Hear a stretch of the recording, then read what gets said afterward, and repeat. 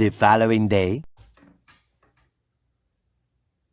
I was about to be real loud for a second. Sup, though.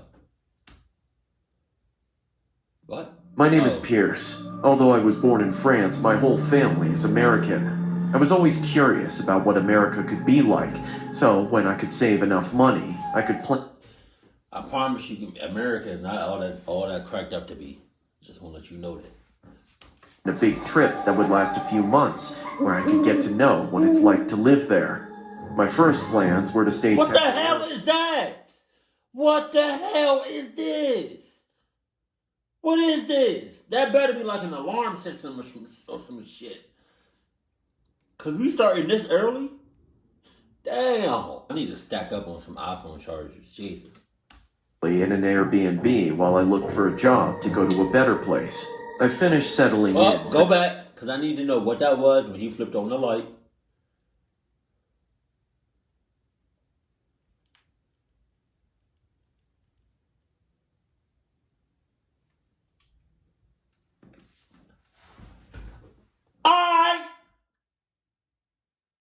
All right.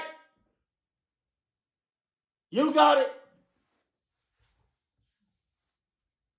Cause let me play it in real time.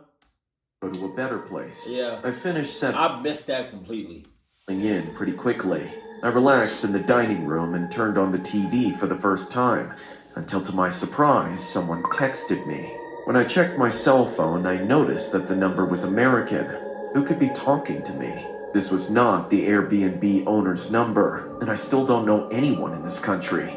As confused as I was by this message, when I opened it, all my doubts turned to fear. You are not alone. Get out of there. No, bet. Is this a threat? Bet. Maybe the Airbnb owner gave my phone to a friend and they were playing a joke on me? I decided to ignore him and went to the kitchen to prepare the food when I received another message. Are you dead ass? That's your ass. And I'm thankful that your ass is shown to the audience. And you got some oil right there, some lubricant. Get out of the kitchen now. Something bad is about to happen. Okay, this is seriously creepy. How did they know I'm in the kitchen? Does this place have cameras? Ah! Are you sure? How'd you not see that, you cluck ass? Be alright. Of course. Just take care of your wound. Thanks, Doc. Listen, kid, I don't know why you're covering for whoever did this to you, but I seriously think you should be careful. Stay calm, Doctor. It was just an accident. Okay. The knives fell out of... Kid, I'm not judging you. There's no need to lie to me. I've been doing this for a long time. There's no way a falling knife could cause a wound like that. Look how it went through your hand. That could have only been one person, who certainly used a lot of force. But just be careful, okay? Yes, Doctor. As I walked back to the Airbnb, I couldn't help but be terrified. Who was sending me those messages? Who was trying to hurt me? No one threw those knives at me. How could I have fallen so hard? Confused, I tried to reply to the number that had spoken to me earlier, but no message came through. I arrived back at the Airbnb, and with my hand still sore, I threw myself onto the bed and fell asleep. Ah! Terrified, I woke up from one of the most intense nightmares of my life. Not because I dreamt that someone was chasing me, a family member had an accident, or that my teeth fell out. I dreamt that I saw through the eyes of someone who was on my roof, watching me sleep, someone who was slowly approaching me with the intention of hurting me. I looked around, but I was alone. Something was really wrong. There was this smell. It was so intense it almost made me vomit. Anyway, I had to thank my cell phone for waking me up. But when I saw that the number of the message was again the number that had threatened me before, I was not so happy. If you stay in bed, you will die. Get out of there now. This message didn't seem like a threat, more like a warning. I checked the previous messages and they gave me the same impression. Was whoever was sending me the messages trying to protect me? Whatever the...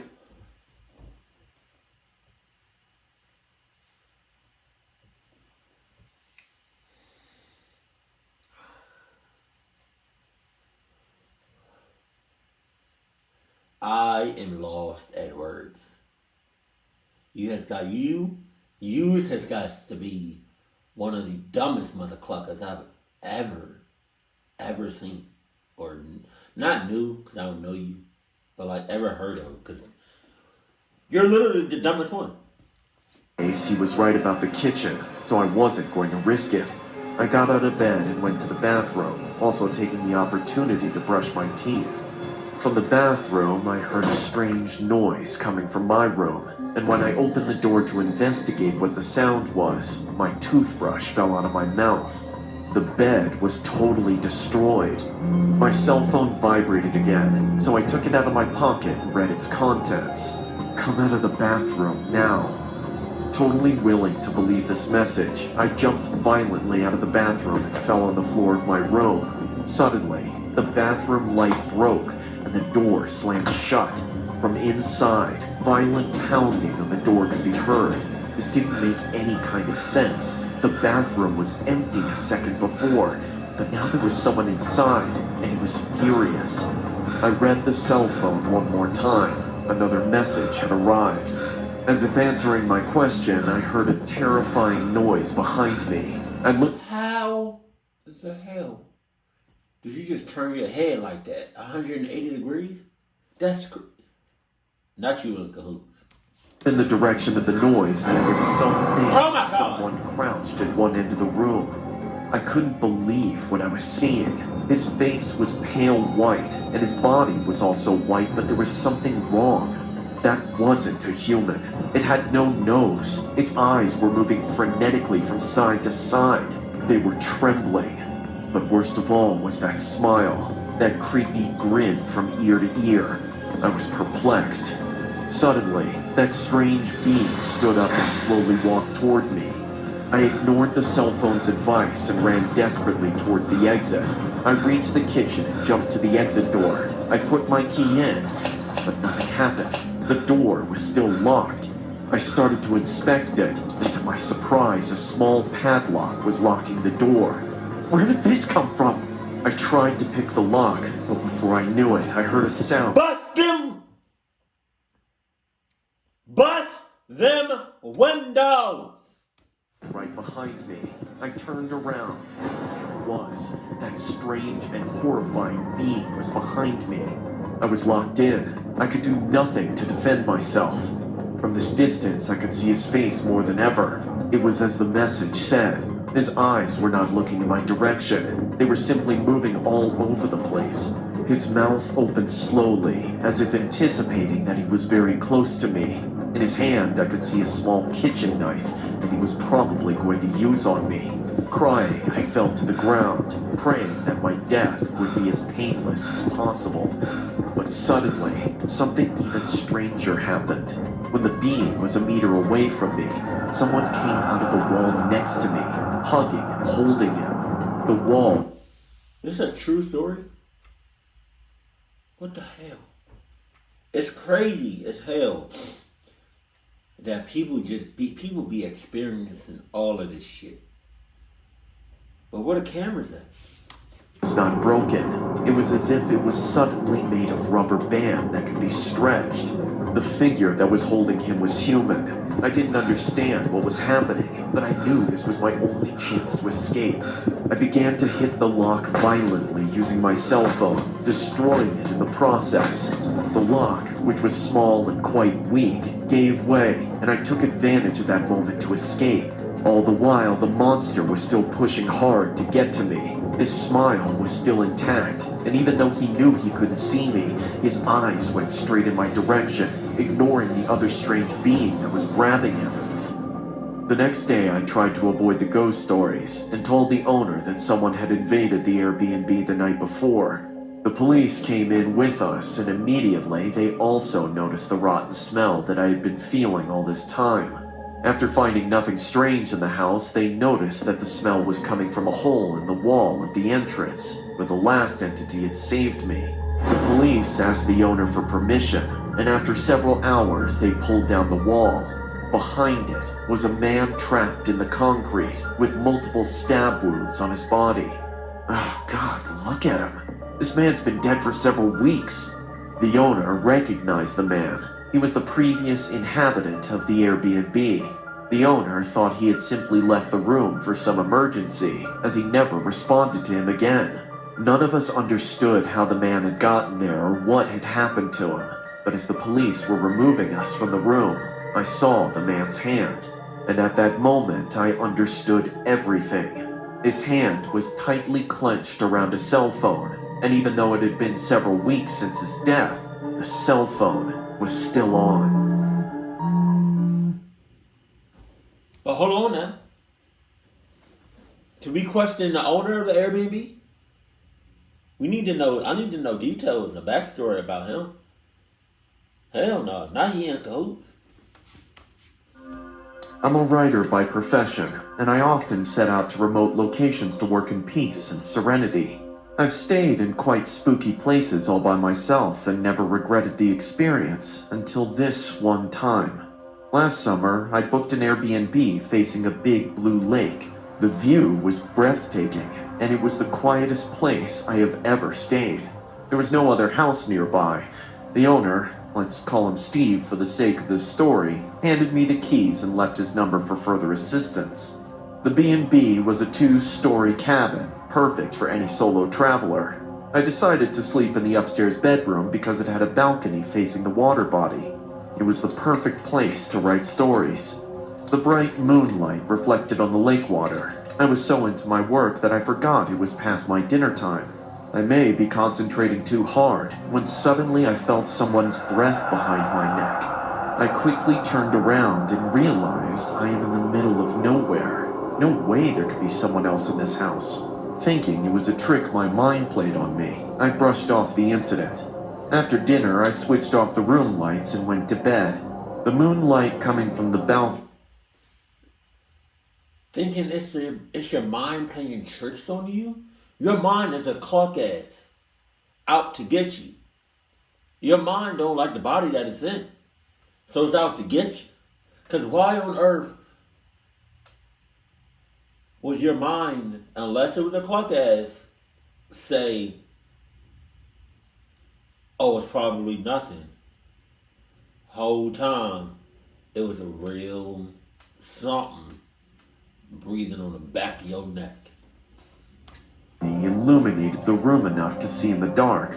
I don't recall what time it was, but I woke up drenched in sweat. The room was too hot all of a sudden. I wiped my face in a drowsy state of mind and slowly opened my eyes. With my blurred vision, I saw an old lady sitting on my bed. Her face was white as a blank sheet.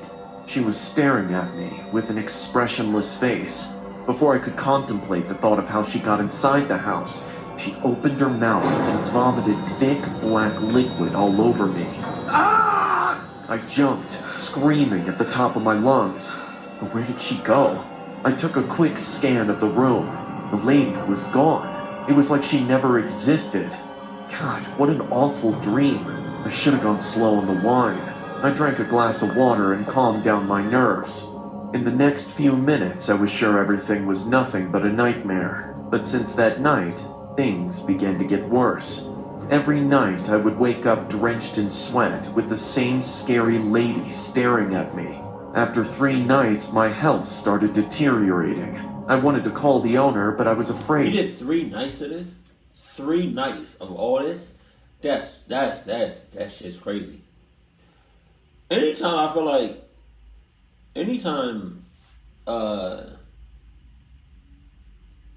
cluckiness goes on at an Airbnb or what's it called, a Virgo, or any place you stay in at, it has to be the owners. The owner has to be in on it. I don't give a cluck what you say. That he would think I'd gone mad. I wasn't even sure if it was real or if I was hallucinating the entire thing. One afternoon, I was taking a bath. I had soap on my face and suddenly the shower turned off. As I searched for the tap to wash off my face, I grabbed some— Woo! Shit! Ain't no way this is true. Ain't no way. Hell no. It felt like a skinny hand. I got scared so badly that I slipped and fell into the bathtub. Luckily, I didn't break any bone. I had already paid 1 month's rent, and hence didn't want to leave the place just because of some stupid hallucinations. But that night, my life changed forever. I was so terrified that I couldn't sleep for a long time, but eventually I dozed off. A sound of weeping woke me up. I got up on the bed, expecting to see the lady like always, but this time she was standing at the doorway. She hid her face in her hands and her body trembled as she kept crying. What do you want? She didn't answer. Tell me what you want. I know I'm not hallucinating anymore. I know you're real. The lady removed her hands from her face, and I saw she had no eyes. Her mouth stretched into this big, hollow jaw, and a distorted groan came out from it. My heart stopped beating, but then she did something unexpected. She slowly raised her bony hands and pointed her fingers at the long corridor.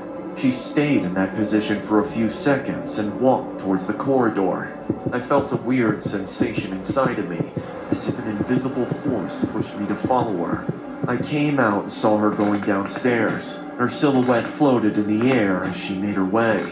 She stopped near the basement door and turned towards me one last time. Her mouth opened again, and the same eerie groaning came out. She pointed at the padlock put on the basement door and vanished into thin air. Any other time I would have fainted right away, but this time I got her signal. She was trying to tell me something. Is there something in that basement? If not, then why is it locked? That's what I'm saying. The Johnny Bravo looking ass. He has to be in on it. And he mad as us for having a lock on a door in a room, for a room. You got 20 rooms in here. But only one of them got a big ass lock on it? Come on, that's the most sussest shit ever. I broke the padlock with a big metal vase. As soon as I opened the basement door, a foul stench filled the house. No doubt it hinted towards rotten flesh. I grabbed a flashlight and with trembling footsteps made my way into the basement. At first, I didn't see anything, but the more I got closer, the smell hit me like a poisonous gas. Once the flashlight hit the corner of the basement, my legs froze into the ground. There was a dead body of an old woman decaying horribly. Her eyes had been eaten by maggots, and her mouth was opened into a silent scream. I was going to call the owner Steve, but I made another shocking revelation. On the basement wall hung a big laminated family picture of Steve standing beside the old woman, whose ghosts I had been seeing all these days. The picture was clear. Steve had murdered his mother and hid her body in the basement. I knew it! Success! To get rid of it later. So instead of calling him, I called the cops. It took almost an hour for them to reach the remote lake house, but once they did, I felt relieved. I left the Airbnb right then, and later read in the newspaper that Steve has been charged with first-degree murder of his mother. He admitted to killing her to acquire her wealth and the lake house which was in her name. Though I'm happy that I helped to trap soul. He killed her to get her money? To get her valuables? You killed her for that. That's your mother. You're already middle-aged, which means your mother has to be elderly, or just on the brink of it. Which means she don't got that much to live. You couldn't wait unless you were plotting on this from day one. Talking about coming out your mother's room, talking about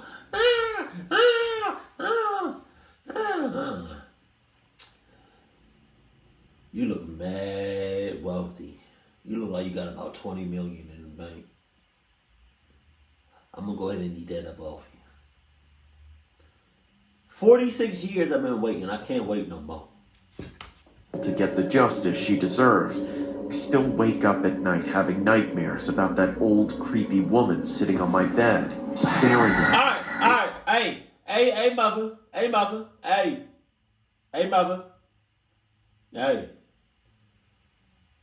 We got your son behind bars for the rest of his life. He's gonna die in prison.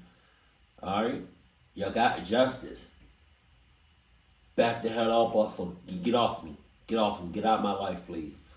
What? And I just want to ask you one more question, mother. What the hell is this hole? Is that supposed to be a mole?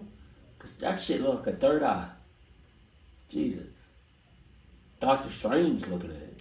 A wide, hollow mouth opened into a silent scream. I'm waiting for my flight right now. I'm leaving this country and never coming back. Don't get me wrong, Vietnam is a beautiful place. I came here because I'm a huge foodie and I love trying new things. But this particular trip was a disaster for me and my husband, and it's all because of our Airbnb. We were only in Vietnam for a few days, but we wanted to make the most of it. So we decided to stay in an Airbnb instead of a hotel. I was scrolling through the Airbnb listings, looking at different houses, when I settled on something incredible. Hey, Henry, come take a look at this. Henry? What is it, hon? I showed him the pictures of the house on Airbnb. It was an old traditional style house that was on sale. At the moment, it was only being used as an Airbnb. It's beautiful, but why is it so cheap? I don't know. Maybe because it's old? I shrugged. Or maybe it's the fact that it's surrounded by woods. Maybe it's the fact that it's haunted. Maybe it's the fact that cluck happenings has been going on since the listing. Or probably not even that. Probably before Airbnb put it on the listing. You know? A lot of these homeowners or Airbnb hosts don't tell you everything. Didn't really care why. This looked awesome. We decided to book it. So I put in the booking and soon received a message from the owner. It seemed to be an automated confirmation message, accepting our booking. The next few days flew by in a blur. We landed in Vietnam, took a taxi to the address of our Airbnb, and arrived at the house. It was even more incredible in person. It was huge, and it had a beautiful garden. The inside of the house was even better. It was luxurious, and it smelled amazing. We were greeted by the owner, who showed us around the house. The owner was an old man, his eyes slightly crisscrossed, his smile a little too wide, but he seemed harmless enough. After he had given us a tour, the owner departed, muttering something about some errands he had to do. He didn't speak English very well, so I wasn't quite sure what he had to say. As soon as he had departed, my husband turned to me. So what do you think? I think this place is amazing. I can't believe how lucky we are. I know, babe. Want to go check out the bedroom again? The bedroom was especially beautiful. It had high, vaulted ceilings, and the bed was huge. We were both exhausted from our flight, so we decided to go to sleep early. Getting cozy in bed, I settled in. I heard snoring beside me, and I realized that my husband was already sound asleep. Pulling a book from the nightstand, I began to read. It must have been at least 30 minutes before the first sound, a scratching noise, like something was crawling on the roof. I ignored it, thinking it was just an animal. But the noise persisted, and I finally got out of bed to look. Opening the window, I looked out. I didn't see anything. Sighing, I went back to bed and soon fell asleep. Before I did, however, I glanced at my phone to check the time. It was only 7 p.m. I was woken up by a loud crashing noise. It sounded like something had fallen downstairs. I got out of my bed, heart racing. My husband had been jolted awake by the noises. I was about to say, how is your husband sleeping through all that? Now he in cahoots. Wow. Did you hear that? Yeah, I did. Stay here. I'm gonna go check it out. I'm coming with you. We got out of bed, and he held up his phone for a flashlight. The windows were pitch black, and I couldn't see a single thing. The only thing I could see was his bright phone screen, but something about it seemed off. Honey, did you update your phone's time before we came here? Of course. Why? Your phone. Why does the time say 8 a.m.? He frowned and looked at his phone. As he stared at the phone, I glanced toward the window again. half expecting it to be daytime, the birds singing and the sun shining, but it remained dark outside. Huh, that's weird, babe. Maybe the time changed overnight or something. But it was only 7 p.m. when we went to bed. My voice trailed off as I realized how long we had been asleep. Suddenly, I turned toward the window, walked over to it, and tried to throw it open like I had last night. But as I did, I realized something. It had been boarded up from the outside. Turning toward my husband, I saw the look on his face and realized that he too had noticed. Let's try the door. Maybe there was maintenance while we were sleeping? He nodded in agreement, and we walked downstairs. But when we got there, we found that the door too had been boarded up. We had forgotten all about the noise, but suddenly I heard it again. A loud scratching noise, like something was crawling across the roof. But this time, it didn't come from the roof. It came directly from the bedroom that we had left. I shined my phone up the stairs, peering into the darkness, and that was when I saw it. A gigantic pair of eyes, shining yellow in the darkness, a long forked tongue that flicked out, tasting the air, and a huge coiled body, easily filling up the entire staircase. A snake, blocking our only escape. We were both frozen in fear, not knowing what to do. But then, the snake began to move, slowly sliding down the stairs toward us. "Run!" my husband shouted, and we both ran in opposite directions. I ran into the kitchen, thinking that I could find something to defend myself with. But as I looked around, I realized that the knives had all been removed. The drawers were empty. At that moment, however, I heard screams from the other room. It was my husband's voice, and it was coming from the direction he had run. "Help! Someone help me!" Not thinking, I ran toward him, my heart in my throat. And as I got closer, the screams stopped. Throwing open the door, I shone my light inside. And there, on the floor, was my husband's lifeless body. And next to him was that snake, its huge body coiled around him. I wanted to scream, to cry, to do anything. But I was frozen in place, my mind blank. It was then that the snake turned towards me, hissing and baring its fangs. My body finally sprung into action, and I turned, running up the stairs into the bedroom. I could hear the snake hissing behind me, getting closer and closer. I reached the bedroom and slammed the door shut, grabbing a nearby chair and lodging it against the door. As I did, however, I noticed the attic door located in the corner of the room. Bursting through, I saw light. It was distant, but it was light. I ran through the attic towards the light, bursting out into the roof of the building. I didn't know how I had gotten there, but I didn't care. I was glad to be alive. I got into the car we had rented and drove away toward the police station. As I drove, I looked into my rearview mirror and saw the old man standing in front of his house. His face was twisted into a smile, and he waved at me. The police told me that they had looked at the house. They said everything was normal and they refused to take any legal action. But I know I came here with my husband. I know that I was left alone. And I know what I saw. It is so crazy how some of these people just be experiencing all like this crazy ass cluck shit. It's crazy. And this is supposed to be true? Shit. It's amazing. It's also amazing how some of these businesses don't be going out. Airbnb should have had like a huge loss in customers after all these horror stories about them. God damn. Keep it cool, keep it classy, and I love you. Stay happy, my family.